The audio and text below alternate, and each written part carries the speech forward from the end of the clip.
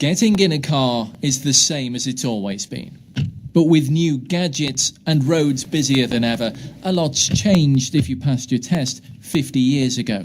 We're going to have a little drive and see how you get on. These older drivers are checking they've still got what it takes to get behind the wheel. So what could be our next hazard here, you think?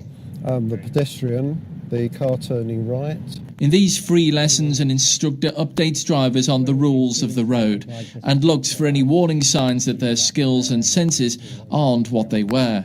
But this isn't a test. It reassures you that, well, you're okay for a couple more years.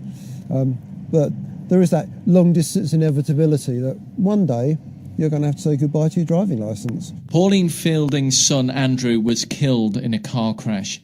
Now she's getting older, she wants to make sure she's still safe. I would hate for anybody else to have to go through this, especially if I had been the cause. Every 3 years, drivers over 70 must certify themselves fit to drive. But a judge who banned an 80-year-old for crashing into pupils outside a Liverpool school called for that to be reviewed. Yet a new study claims older people are no more likely to cause a crash than drivers generally. They tell me that they get a lot of pressure from younger people to drive faster. Lots of people could actually learn a lot more from the older generation than rather than sort of stigmatise them as being bad drivers. Some people who've come on the course have never even taken a driving test. Some people even used arm signals because the cars didn't have indicators. So a few people have gone on to receive further training because most things can be sorted, with the right trainer. Have you ever had to stop anyone driving?